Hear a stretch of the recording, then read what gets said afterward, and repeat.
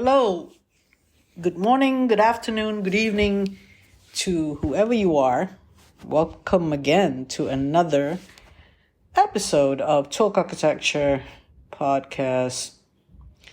I'm your host, Nazyati Muhammad Yaqub, and I would like to tackle this question because it relates to another activity that I'm doing, and we're trying to create something. And we just do it because we know in our hearts of hearts that it is necessary because of the whole context. But we never ask the question why. For example, why am I doing this Talk Architecture podcast? Now, I set out, my intention was earlier to just give some platform or a venue or a space for people to discuss their ideas, which are some sort of interview or discussion, and podcast them, and also my thoughts on architecture curriculum and architecture education. And the offshoot of that, we go into architecture practice and other aspects of architectural life or things that architects have to face, such as their own work-life balance and so on. So we come to that point now where the discussion is at the fringe of what I earlier set out to do. So why am I in particular wanting to do this podcast and sustaining it for 3 years now? So when we see something is needed to be done in terms of giving a voice or providing some sort of way to convey what's happening, for example, you're listening to things. You observe and listen to discussions or issues that is happening in my country or elsewhere in the world with regard to architecture education and architecture practice. And these things have happened earlier, not necessarily just recently, but many, many years, and hence you want to see whether in different platforms, not only in Talk Architecture Podcast, in Clubhouse platform, or in face-to-face discussion that we've had earlier, be it at the university or in other places. So some things arose and need to be addressed. Why do you need to address them? Because, hey, maybe, let me see, a devil's advocate would say, they are the way they are because that's the way it is. And why do you need to address them? Why do you need to question them? Why do you need to find out about them further? Well, that's how knowledge is created. That's how human beings evolve. And if I want to say I'm a philosopher at heart, I'm not really. But there's nothing wrong with having a good old discussion about something. If we wish to be an advocate, we can be an advocate this way. If we wish to be an activist, meaning we want to see something done, we could be an activist outside of the podcast. I mean, we could do something that have an impact or influence something to be solved, a problem to be solved in society. We could go to our member of parliament. We could go to the institution. We could go to the government institution or association. We could go and protest, or we could, in a way, this platform, which is a podcast, is it a protest? I could say if I'm advocating more than protesting something, advocating a better way, advocating to the audiences who are generally academicians, practitioners, and students of architecture to think about the matter at hand. I am actually trying to do this. Why am I trying to do this? Because you got to put the wrong, what you see something wrong, you need to put it right. Now, you would ask, who are you to going to want to put something wrong the right? And how do you know your right is the right way? Well, this is the endeavor of human beings, If they could somehow have seen the problem enough, have observed the problem and the patterns that occur in the past enough, have heard from different sources enough, then they would do a proposal. They would suggest something to be done to resolve that. So that, therefore, whether one trusts me in this context, whether other people trust me to say as closer to the truth, as closer to, it's not reality, but as closer to what has been observed and what the problem is, articulating the problem. If those listeners or those people who are believing in what I say enough, and I mean, I'm not out to convince everyone, because there could be skeptics out there or cynics, out there, or even diabolics. This is something that we learn in philosophy, isn't it?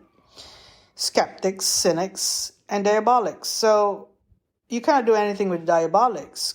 The cynics is very hard as well. They just wouldn't really want to deal with you at all, because they're just being cynical. But the skeptics, they were skeptical at first, but then because of some belief, but then when you pose the question good enough or convincing enough is the word, isn't it?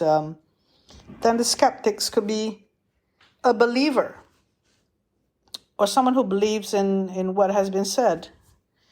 And also, this is a very fluid way of engaging with people. I mean, they have their own backgrounds and experiences with architecture education and architecture practice. And when they hear what I have to say or a podcaster has to say, they'll say, okay, yeah, I get your point. It's what makes society, isn't it? I mean, the fact that we could actually discuss things like this in a manner that this is the platform where people could take it or leave it.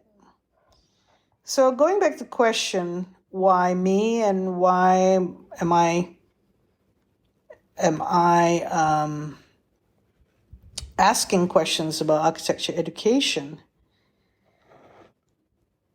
Well, the why me is, I don't know. I mean, I'm just doing something that a Malaysian citizen or a global citizen having to be trained as an architect would do in terms of voicing out and giving the platform for other people to voice out their opinions. So I think I like this activity, and it's part of society. I mean, since the classical times, or even before, maybe in civilizations like the Western civilization and antiquities, where you created an assembly or a forum where people can talk about any topics in the town square. And I'm sure in most civilization there is a way for thinkers. Yeah, I like to think that I am a thinker.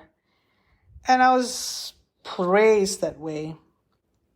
There were so many books in the house when I grew up, and magazines such as Newsweek and Time, and my father used to listen to the news all the time. He consumed the news a lot. In Malaysia, where we have 3 channels, there was the Tamil news, the Mandarin news, and the Malay news. Oh, there was the English news as well. So my father would catch the earlier news, which is probably the Mandarin or the Tamil news, on television. And he would even see the images and the subtitles, catch the news early on. And then he'd keep on watching the news thereafter in the different languages. He doesn't know Tamil or Mandarin. He doesn't understand those languages, only Malay and English. So that was the interesting background I could relate in terms of consuming as much information as I could possibly get regarding a topic of interest. There are 2 topics of interest that interest me nowadays, which is to do with architecture and that's to do with disability. Sometimes architecture could be less and sometimes architecture could be more. After retirement, I'm not in the university giving crits, but I have a lot of not memories, but experiences that I've had, which I could just talk about architecture. But the times will, as time progresses, maybe I can't talk about architecture as much as I could, but because I'm in the business of the mental health of architects, I get still to meet architects. And I would love to go around all architectural events, but sometimes the duty of being a carer for my elderly mother takes precedence over these other activities. So I could only do activities that are online for much of the time now. So when it comes to disability activism, it's out there and it's a lot, and I've had known a lot of people in the disability activism field, both in Malaysia and abroad. So it's consistently an issue and in different areas of disability, that is coming up more than in architecture, for example. So architecture and the convergence, or this, this word that's always been said, intersection between architecture and mental health is where I'm concerned at. I mean, architects and mental health, not necessarily architecture, but the practice of architecture, or the context of the architects practicing in architecture and their mental health, the intersectionality, is something that I am doing research in, and I have a business of coaching architects to cope with their stress and burnout issues and how to fix it. So trying to create a world where I'm constantly involved with society rather than running away from it. And that's what I'm trying to do. So with that in mind, why I'm doing this podcast, you can understand why I'm doing this podcast and the topics that I have with regard to this podcast at this moment, or at this phase of the, or at this year, we focus on these topics. because the other topics have already been discussed in the podcast and elsewhere, and we have come to some conclusions. We can expand on it further by deep diving with more interviews later, especially like criticism in architecture. We know that architecture criticism, or the theory of architecture, where you have a strong emphasis on architecture criticism, is a subject on its own, which you can be a professor in, and this has also the background behind, similar to literature critique. And so in architecture itself, you have people, you need to criticize the work that's presented in front of you in a way that the designer or the author of that work could think about. This is part of architecture critique, is part of building up knowledge. And some people would say that, it's a waste of time because we don't have that in practice. But the background of architecture, when it comes to theory of architecture and how architecture is rooted in the arts and humanities, is that knowledge, or the stream of knowledge, or the thread, or whatever you call it, that body of knowledge, is essential to be an architect. It is less essential now. You don't even have to. Schools of architecture not dealing with that subject of the architecture critique. It's more like an appraisal. When it comes to crits and,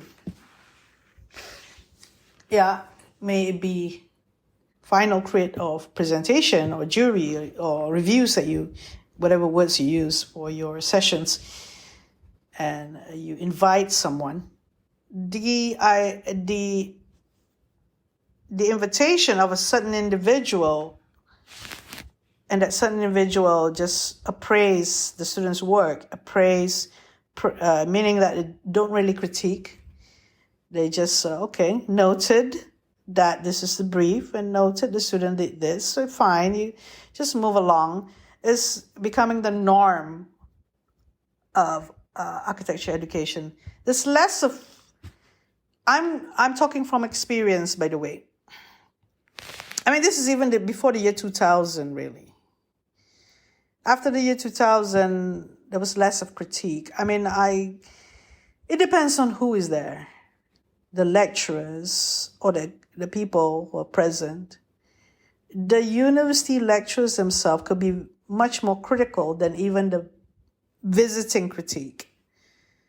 If everyone is critical, everyone is a critique, an architecture critique, not just appraising that the work is fine and you can proceed and justify that everything's all's well in the School of Architecture.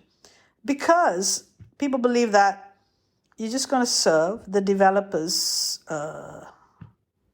idea of what the architect is, and that they are just going to work in, in practice.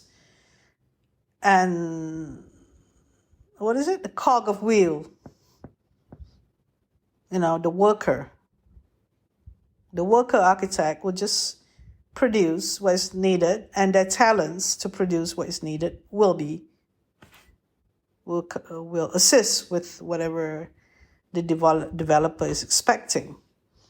The developers, at the end goal of architecture education, where you as an architect graduated, you either work in a developer, or that you're an architect working as an architect, is coming out with plans or designs for a developer.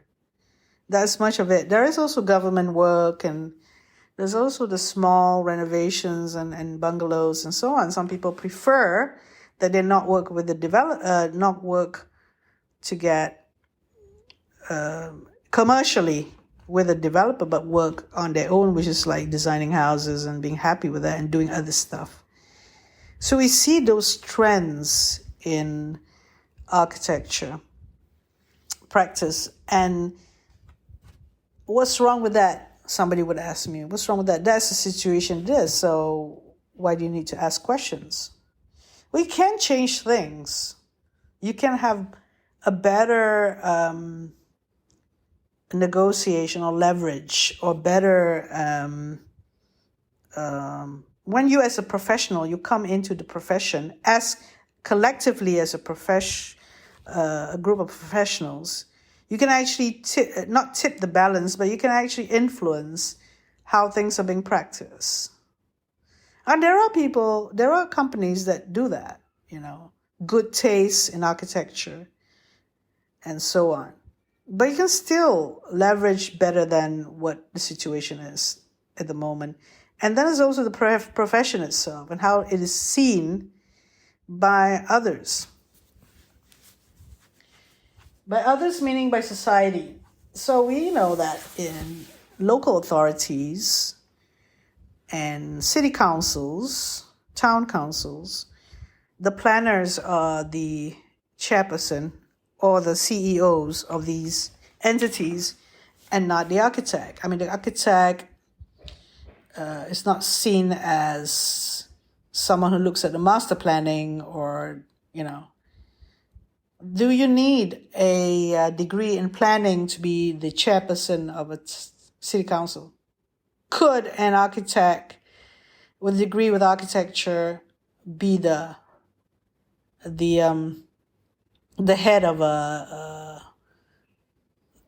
the local council? It happened in Penang once. One of them was an architect. She rose from the architecture department to be the mayor of a town council. There were architects before that, but the trend now in my country is that these planners. I mean, there are other people with different backgrounds, maybe economists or lawyer or whatever other backgrounds that became the head of the town council and so on. So the profession see architecture as, this was quoted from a WhatsApp group, and if anyone read that part, people don't see architects to be the person to lead things to do with development. People see the architects as just doing artsy-fartsy stuff. So it was an uncomfortable conversation, even in the WhatsApp, but the person who texted this message in that group of architects in the WhatsApps did, got commented on like, you probably didn't do artsy-fartsy project. I mean, this arty sort of stuff, but I was thinking more of whether I texted that as well. I was thinking more of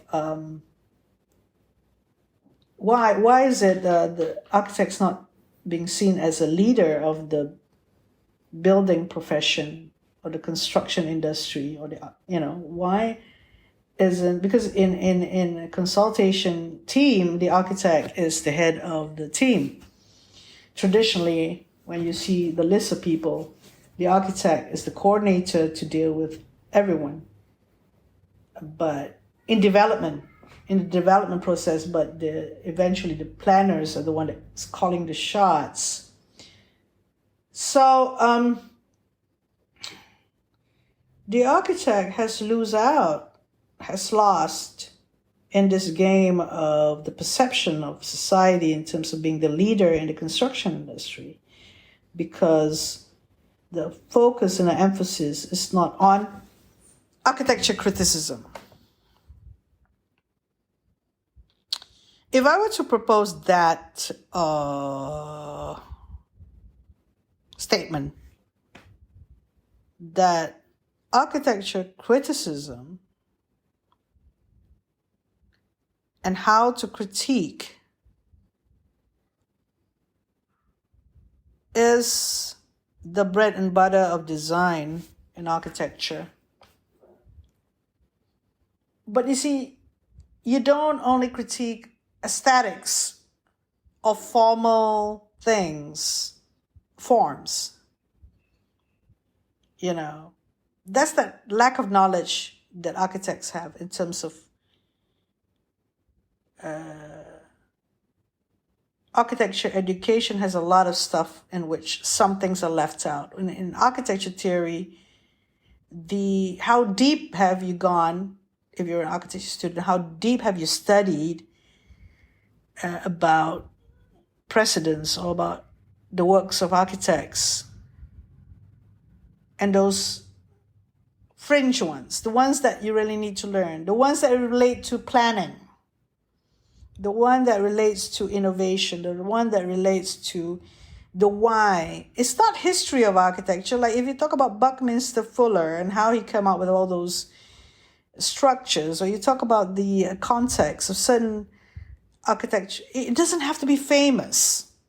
The precedents, it could be an interesting story about the slums or something, and how they changed the slums to be a community, and those things. When I think about the university that I was engaged with before, those things happen in the design thesis. The critique is not, when we talk about architecture critique, we're thinking, somebody coming in, asking about the theory of this and that, and have you done this, have you done that? No, it's not. You have to work with the students' knowledge, but the students' knowledge there and then depends on the readings.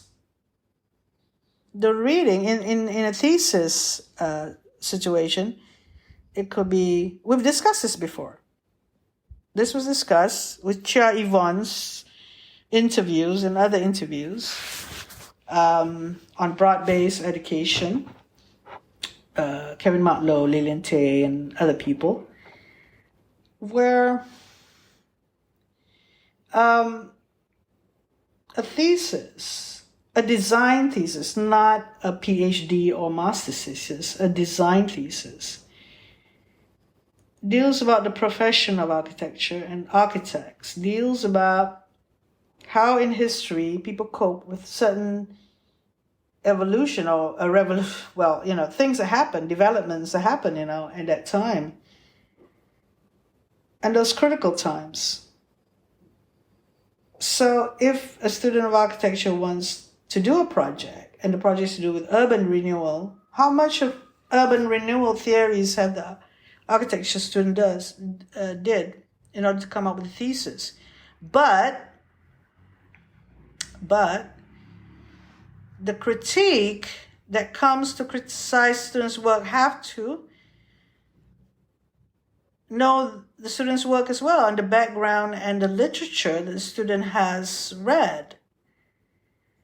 And there need to be a dialogue, there need to be an engagement in terms of the meeting of minds, and so on.